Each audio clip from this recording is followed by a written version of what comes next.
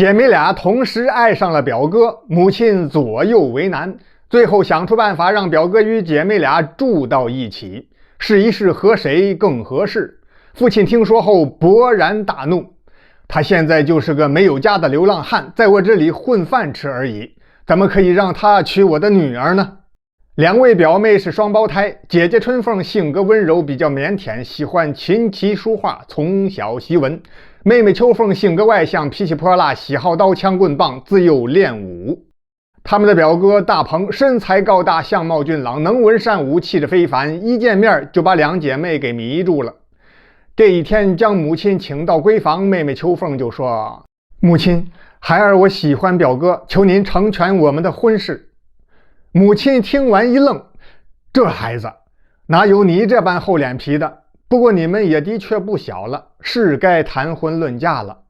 说话同时扭头看大女儿春凤，也是脸颊绯红。她心中暗想，看来我这俩闺女都是痴情女呀，也难怪我这儿大鹏谦和恭谨，文武双全，气宇轩昂，没有哪个女子能够抵挡住她的魅力。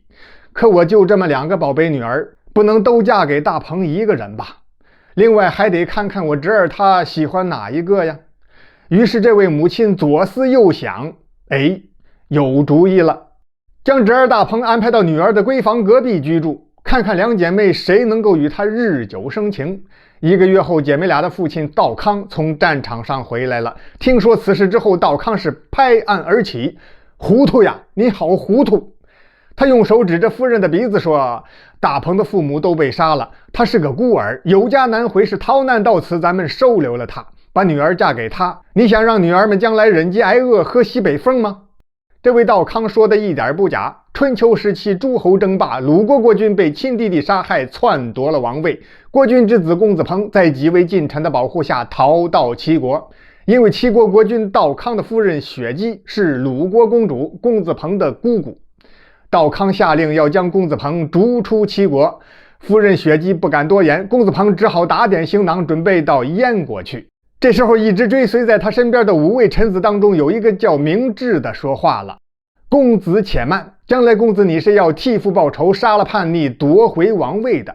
那燕国在齐国北边，鲁国在齐国南边，若是去了燕国，有朝一日我们要想回国，就必须经过齐国，岂不麻烦？那依你看，我当如何？咱们应该去魏国，魏国虽小，但它与齐鲁都是邻国，且魏国国君仁慈宽厚，与先王交好，公子前去相投，必能善待。公子鹏一听觉得有理，连连点头称是。于是君臣一行6人打马扬鞭，出了齐国都城，赶奔魏国。刚出城走出去不到50里，忽听身后有马蹄之声由远而近，回头一看，果然有一匹枣红马飞奔而来。追上来之后，公子鹏看清楚了，马背上端坐着2名女子，不是旁人，正是那表妹春凤和秋凤。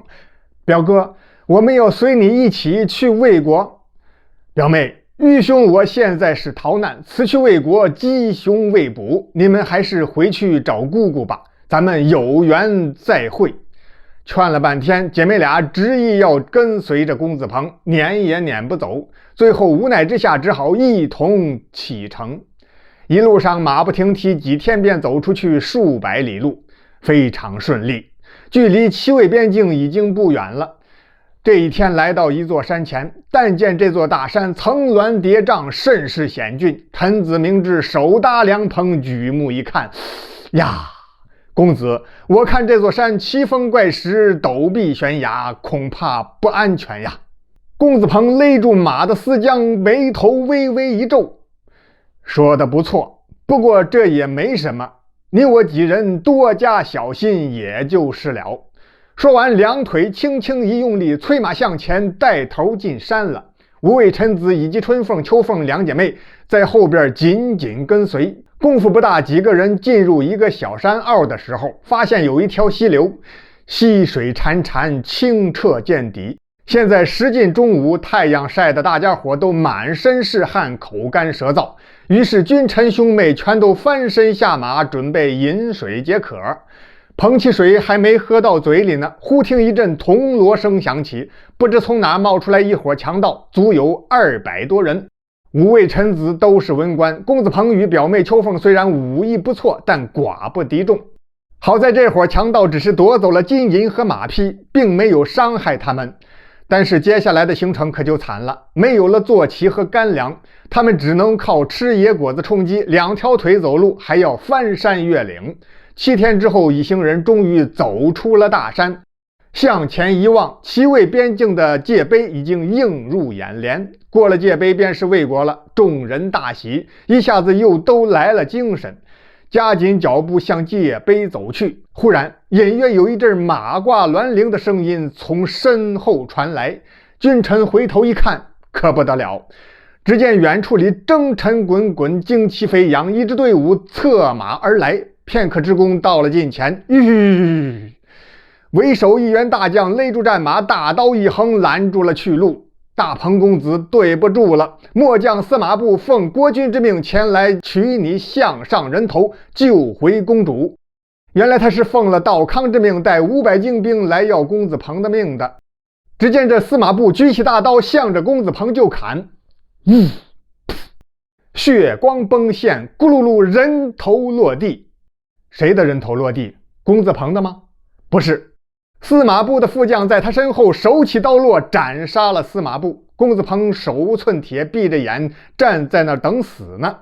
一听声音不对，睁开眼睛一看，明白了，这位副将他认识，此人名叫石武。公子鹏刚到齐国的时候，齐国国君道康正要亲自率军去攻打晋国，当时大将军石武极力反对。